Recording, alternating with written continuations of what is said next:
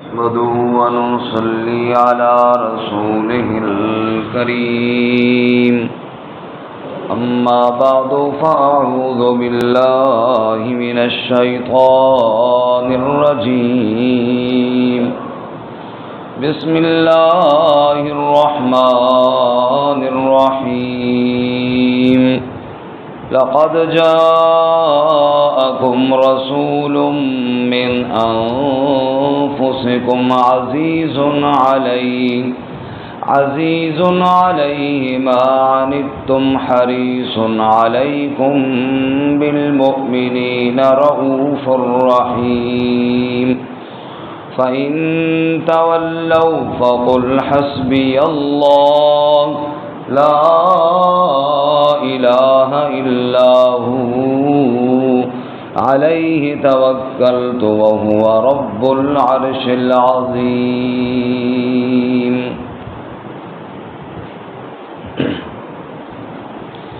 لقد جاءكم رسول من أنفسكم یقیناً آ گیا تمہارے پاس عظیم الشان رسول تمہارے ہی نفسوں میں سے عزیز علیہ ما عنتم گراں گزرتا ہے اس پر تمہارا مشقت میں پڑنا حریص علیکم حرص کرنے والا ہے تم پر بالمؤمنین رؤوف الرحیم ایمان والوں کے ساتھ شفقت کرنے والا رحم کرنے والا ہے فَإِن تَوَلَّوْا پس اگر وہ پھر گئے فَقُلْ حَسْبِيَ اللَّهُ پس آپ فرما دیجئے کافی ہے مجھے اللہ تعالی لا الہ الا ہو کوئی الہ نہیں مگر اسی کی ذات علیہ توکلت اسی پر میں نے بھروسہ کیا وَهُوَ رَبُّ الْعَرْشِ الْعَظِيمِ اور وہ عرش عظیم کا رب ہے سبحان ربک رب العزت عما یصفون وسلام علی المرسلین والحمد للہ رب العالمین اللهم صل على محمد وعلى آل محمد كما صليت على إبراهيم وعلى آل إبراهيم إنك حميد مجيد اللهم بارك على محمد وعلى آل محمد كما باركت على إبراهيم وعلى آل إبراهيم إنك حميد مجيد معزز سامعین سورۃ التوبہ کی آخری دو آیات آپ کے سامنے تلاوت کی ہیں اللہ رب العزت ان کے مطابق صحیح بیان کی توفیق عطا فرمائے اور ہمیں قرآن و سنت پر عمل کرنے کی توفیق عطا فرمائے سورۃ التوبہ میں آپ حضرات نے سنا کہ اللہ تعالیٰ نے جہاد فی سبیل اللہ کے احکام اور مسائل بیان کیے اور جہاد سے منہ موڑنے والے جی چرانے والے منافقین کا تذکرہ بڑی تفصیل سے کیا کس طرح رسول اللہ صلی اللہ علیہ وسلم سے آپ کی اطاعت سے وہ بھاگتے تھے اور کس طرح اپنے آپ کو دنیاوی لذت پہنچانے کے لیے اللہ اور اس کے رسول صلی اللہ علیہ وسلم کو چھوڑ رکھا تھا یہ جو آخری دو آیات ہیں یہ یوں سمجھیے کہ اختتامی بات ہے پہلی آیت مبارکہ میں رسول اللہ صلی اللہ علیہ وسلم کی اطاعت کی ترغیب ہے اور دوسری آیت میں اللہ کی ذات پر توکل اور بھروسے کا ہوا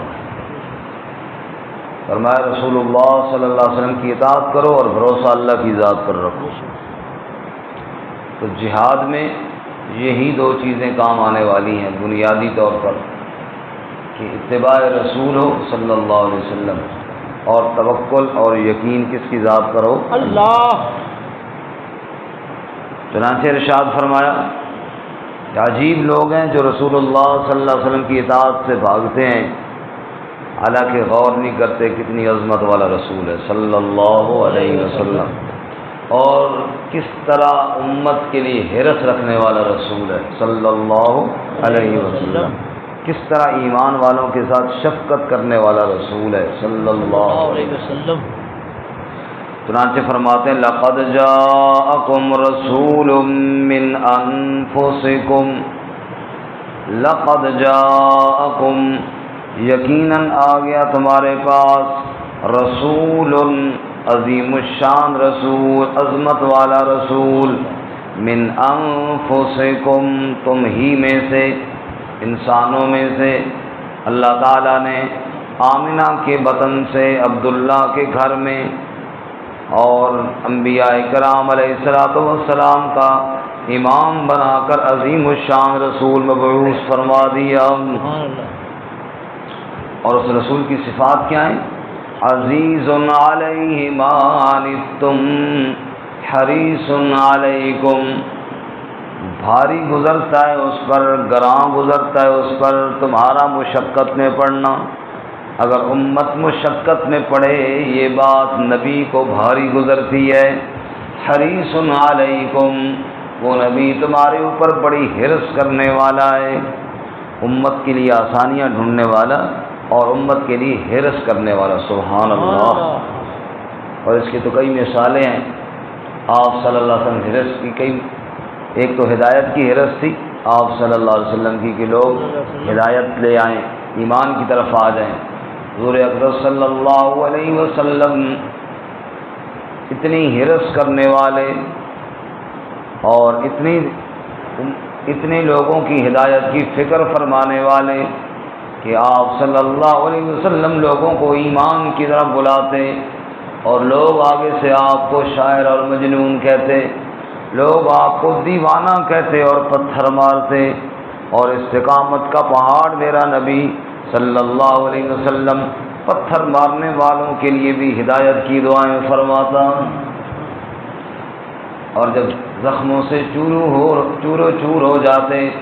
رب کے سامنے کہتے اللہم اشکو الیک ضعف قوتی وقلت حیلتی وہوانی علی الناس، اے میرے پروردگار، اے میرے رب، جو کچھ لوگوں نے میرے ساتھ کیا ہے یہ اپنے دکھڑے تیرے سامنے بیان کرتا ہوں، اے اللہ اگر ان کو ایمان کی توفیق دے دے تو میں محمد صلی اللہ علیہ وسلم اپنا خون معاف کرتا ہوں۔ سلام اس پر کہ اسرار محبت جس نے سکھلائے، سلام اس پر کہ جس نے زخم کھا کے بھی پھول برسائے، سلام اس پر، درود اس پر کہ جس کا ذکر ہے سارے صحائف میں، سلام اس پر، درود اس پر کہ جو مجروح ہوا بازار طائف میں، طائف میں پتھر کھانے کے بعد بھی میرے نبی نے امت کے لیے دعائیں کی ہیں، اتنی حرص والا نبی ہے صلی اللہ علیہ وسلم، سبحان اللہ۔ اب جو ہے نا حج پہ اللہ ہم سب کو توفیق عطا فرمائے، بار بار حج کی زیارت توفیق نصیب فرمائے۔ جب آپ عرفات سے واپس پلٹیں گے اور 9 اور 10 کی درمیانی شب جو مزدلفہ میں آپ نے گزارنی ہے، وہاں جب آپ آئیں گے مغرب اور عشاء کی نماز اکٹھی مزدلفہ میں پڑھیں گے، اور عشاء اور مغرب کی نماز پڑھنے کے بعد سو جائیں گے۔ وہاں رات آپ کو علماء بتائیں گے کہ آج رات تہجد نہیں پڑھنی، چپ کر کے سو جاؤ، فجر کے وقت اٹھنا ہے۔ اس رات میرے نبی صلی اللہ علیہ وسلم نے تہجد کی نماز کیوں نہیں پڑھی، حالانکہ ہر وقت پڑھنے والے؟ قرآن نے کہا وَمِنَ اللَّيْلِ فَتَہَجَّدْ بِهِ نَافِلَةً لَكَ، یہ تو اضافی نماز تھی آپ صلی اللہ علیہ وسلم کی، اس رات کیوں نہیں پڑھی؟ فرمایا اس لیے کہ میرا امتی سارا دن عرفات میں گزارے گا، پھر وہاں سے چلتا چلتا مزدلفہ میں آئے گا، اور پتہ نہیں عشاء کے بعد کس ٹائم پہنچے گا، پھر آرام کا موقع ملے گا، اور پھر اگر تہجد کے لیے اٹھنا پڑے نبی پاک کی سنت ہو تو پھر بھی اٹھے گا۔ حضور نے فرمایا چلو آج رات میں بھی سو جاؤں تاکہ میرے امتی کے لیے اس رات سونا سنت بن جائے۔ سبحان اللہ۔ اتنی حرص کرنے والا ایمان والوں کے لیے۔ آپ ایمان والوں کی مشقت نہیں دیکھنا چاہتے تھے۔ حضور اکبر صلی اللہ علیہ وسلم نے ارشاد فرمایا لولا ان اشق علی امتی لامرتهم بالسواک عند کل صلاۃ، اگر مجھے اپنی امت پر مشقت کا ڈر نہ ہوتا میں مسواک ہر نماز کے ساتھ کرنا لازم قرار دے دیتا، لیکن پھر مجھے امت کی مشقت کا خیال ہوا شاید کسی کے پاس نہ بن سکے، کسی مشقت کی وجہ سے میں نے حکم نہیں دیا۔ حضور فرماتے ہیں میں جب نماز کی قرات شروع کر لیتا ہوں دل کرتا ہے میں لمبی قرات کروں، پھر مجھے بوڑھے اور ضعیفوں کا خیال آ جاتا ہے، مجھے بیماروں کا خیال آ جاتا ہے، پھر مجھے عورتوں اور بچوں کا خیال آ جاتا ہے۔ حضور فرماتے ہیں دل تو چاہتا ہوتا ہے کہ میں لمبی قرات کروں، ان بوڑھوں کی وجہ سے اور بیماروں کی وجہ سے مختصر کر دیتا ہوں۔ ایسی حرص کرنے والے، ایک ایک کا خیال رکھنے والے صلی اللہ علیہ وسلم۔ سبحان اللہ۔ فرمایا لقد جاءکم رسول من انفسکم عزیز علیہ ما عنتم حریص علیکم بالمؤمنین رؤوف الرحیم۔ او لوگوں آگے تمہارے پاس عظیم الشان رسول صلی اللہ علیہ وسلم جو تم ہی میں سے ہیں، عزیز علیہ بھاری پڑتا ہے ان پر، گراں گزرتا ہے ان پر، ما عنتم جو تم مشقت میں پڑو، حریص علیکم حرص کرنے والے ہیں تم پر، بالمؤمنین رؤوف الرحیم ایمان والوں کے ساتھ شفقت کرنے والے ہیں، رحم کرنے والے ہیں۔ سبحان اللہ۔ ایمان والوں کے ساتھ بڑے ہی مہربان ہیں، بڑی ساری شفقتیں آپ کی ایمان والوں کی، حالانکہ آپ رحمت للعالمین تھے صلی اللہ علیہ وسلم۔ اور آگے فرمایا فَإِن تَوَلَّوْا، اے میرے محبوب صلی اللہ علیہ وسلم اگر پھر بھی یہ لوگ آپ کی اتباع نہ کریں اور پھر بھی اب پھر جائیں فَقُلْ حَسْبِيَ اللَّهُ، آپ فرما دیجئے مجھے کون کافی ہے؟ اللہ۔ حسبی اللہ لا الہ الا ہو، مجھے میرا اللہ کافی ہے۔ حسبی ربی جل اللہ ما فی قلبی غیر اللہ، نور محمد صلی اللہ لا الہ الا اللہ، کونوں مقام میں ہے اللہ، دونوں جہاں میں ہے اللہ، جسم میں جامع ہے اللہ، لا الہ الا اللہ۔ فَإِن تَوَلَّوْا فَقُلْ حَسْبِيَ اللَّهُ، ساری کائنات بھی اگر منہ موڑ لے تم کہو مجھے اکیلا اللہ کافی ہے، لا الہ الا ہو، جس کے سوا کوئی معبود نہیں، جس کے سوا کوئی مسجود نہیں، جس کے سوا کوئی مشکل کشا نہیں، جس کے سوا کوئی حاجت روا نہیں، اکیلا حاجت روا بھی وہی ہے، سب کی مشکلیں ٹالنے والا بھی وہی ہے، سب کے حالات کو جاننے والا بھی وہی ہے، سب کے جبینوں کے عاجزیوں اور سجدوں کے لائق بھی وہی ہے،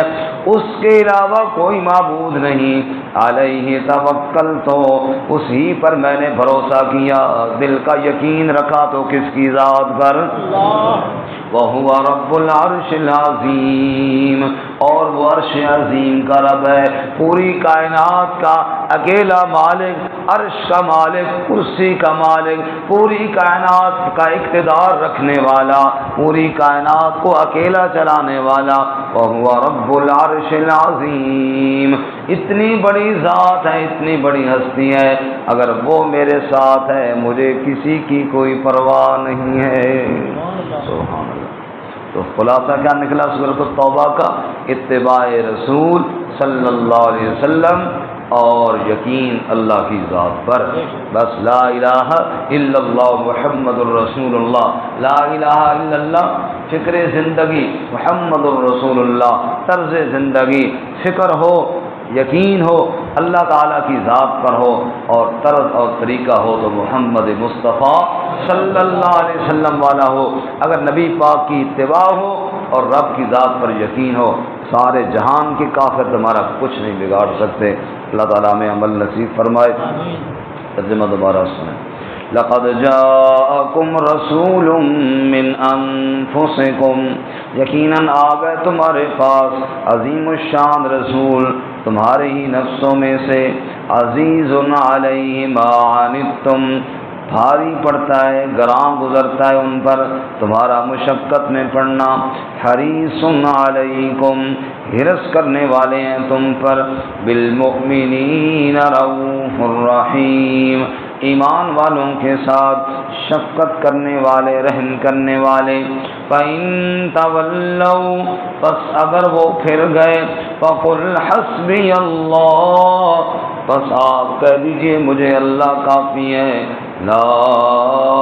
الہ الا ہو، اس کے علاوہ کوئی الہ نہیں، علیہ توکلت، اسی پر میں نے بھروسہ کیا، وہو رب العرش العظیم، اور وہ عرش عظیم کا رب ہے۔